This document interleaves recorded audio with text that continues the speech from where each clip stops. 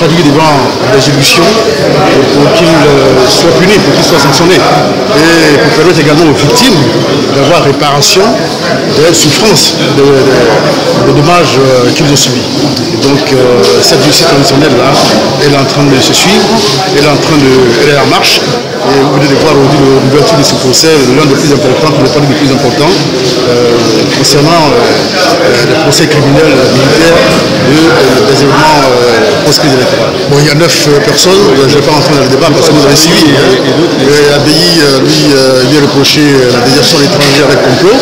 Et quant à ces cas, il lui est reproché des assassinats, des violences, des violations graves des droits humains.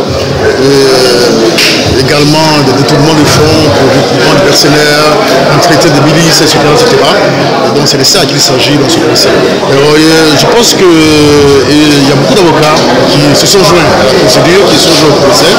Et comme de coutume, la loi l'exige, si ces avocats, parmi eux, il y a certains qui n'ont pas eu connaissance du dossier, il faut qu'on leur donne. Même si mardi, et on souhaite que ce ne soit pas le cas, il y a d'autres qui s'ajoutent, la loi nous oblige à leur donner la possibilité d'avoir le dossier. C'est pour ça que nous avons renvoyé au mardi. Mais je pense que le président du tribunal a été clair. Le mardi, il n'y aura plus de renvoi. Le mardi, nous avons le droit au débat. Et s'il y a des avocats qui veulent intégrer le groupe des avocats dans cette affaire-là, qu'ils le fassent maintenant avant le mardi. Parce qu'après le mardi, il n'y aura plus de renvoi. Le sujet d'Aboro, c'est la traité. Je vous l'ai déjà dit. Le sujet d'Aboro, le tribunal civil l'a en charge. Je vous dis parce que il ne faut pas que les journalistes en fassent des choses, il ne faut pas que les journalistes en fassent un amalgame. Il faut qu'on soit clair. Ce dossier est le dossier des tribunaux civils. C'est eux qui ont des éléments pour traiter cette affaire.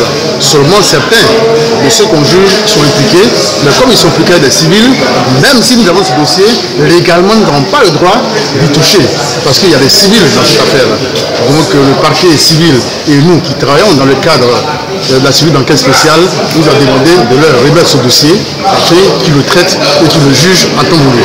Cela ne veut pas dire que nous avons jugé sur ce dossier et que nous avons donné une décision de l'acte ou pas.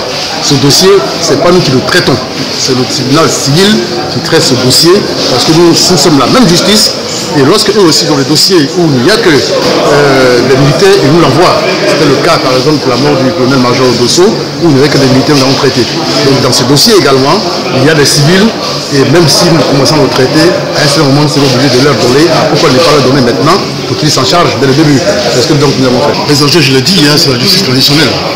Au sorti de toute crise, comme d'autres pays à traverser, il faut rechercher ceux qui ont commis des crimes, il faut situer leurs responsabilités, il faut les sanctionner et permettre aux victimes d'avoir réparation. Voici donc l'enjeu de ce procès, qui n'est pas le seul. Il est le 9e d'une série de 9 procès, dont 8 ont déjà eu lieu.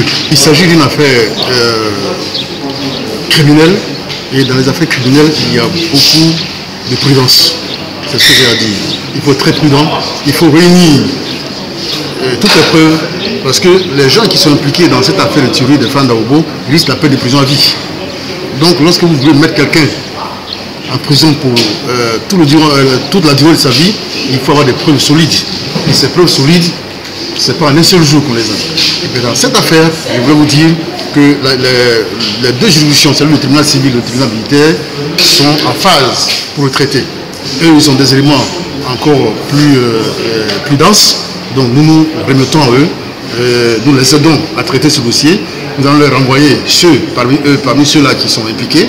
Je ne vous dirai pas qui, parce que c'est le secret de l'instruction, parce qu'eux, ils sont encore en instruction. Cette affaire en instruction encore devant le tribunal civil. Ils n'ont pas encore traité.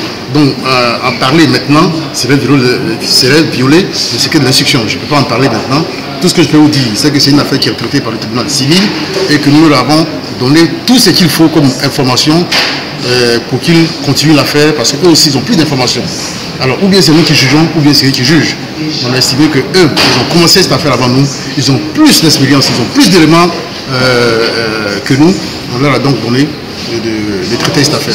Parce que c'est la même justice presque une fois par semaine, nous avons des réunions dans le cadre de la cellule spéciale d'enquête et nous avons conclu qu'il fallait qu'ils traitent cette affaire parce qu'ils avaient plus d'éléments que nous. Moi, je ne sais pas, ça c'est ouvert aujourd'hui.